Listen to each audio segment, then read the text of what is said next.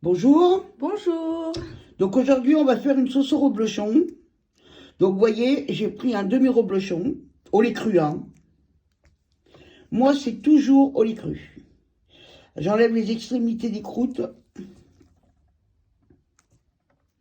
parce qu'il reste quand même fort. Alors par contre, dans la sauce au reblochon, il y en a qui vont mettre des oignons, il y en a qui mettent du vin blanc, il y en a qui mettent... Moi, je mets strictement rien, à part du reblochon, de la crème, uniquement. Pour la simple et bonne raison, c'est que je dénature pas un produit. Voilà. Après, chacun son truc. Hein. Il y a des gens qui adorent ça. Ils mettent du vin blanc, ils mettent des oignons. Vous allez en voir plein, hein, des recettes sur la sauce au reblochon. Enfin, je sais pas s'il y en a bien, s'il y en a beaucoup. Mais en tout cas, moi, je préfère la faire vraiment qu'avec le reblochon et une diminution de crème. Voilà. Donc là, je mets mes petits morceaux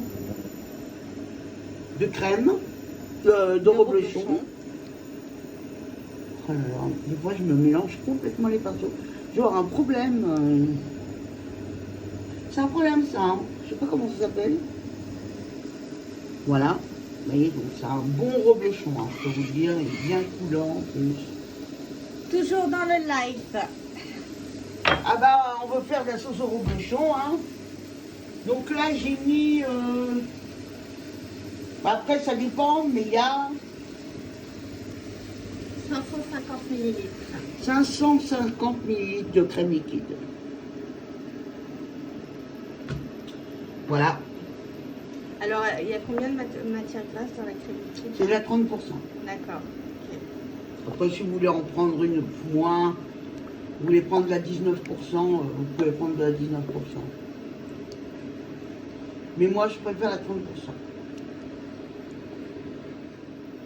Donc là, On va laisser fondre, c'est ça? voilà, on laisse fondre le reblochon dans la crème à 30% de matière grasse.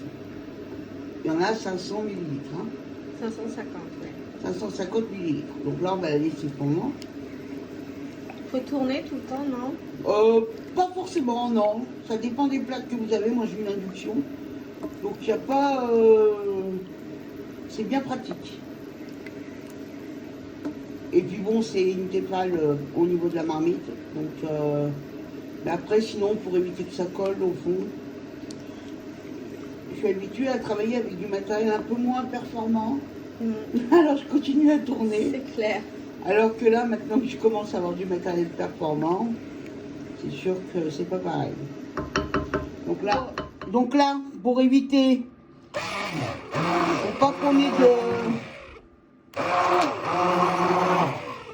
ait de croûte, vous savez la croûte de reblochon, ça va être plus une crème hein, de reblochon. Voilà. Donc là, on a mouliné, hop. On remet, on peut appeler ça de la crème de reblochon en fait. Hein. Parce que c'est vraiment que de la crème et du reblochon.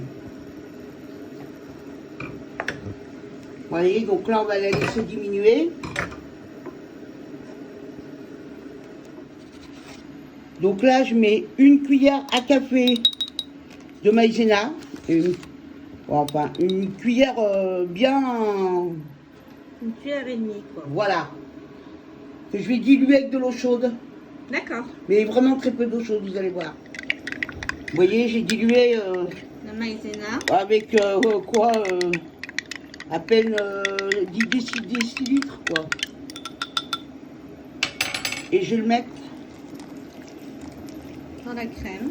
voilà, dans la crème. C'est fait pourquoi? C'est pour l'épaissir? C'est pour l'épaissir un peu. Vous voyez, ça va l'épaissir quasiment instantanément. Voilà, donc après, ça dépend ce que vous voulez en faire. Et suivant ce que vous voulez en faire, vous l'épaississez un peu plus ou un peu moins. Là, moi, pour ce que je vais en faire, c'est uniquement pour faire une sauce. Donc moi, vous voyez, pour moi, elle est veloutée comme il faut.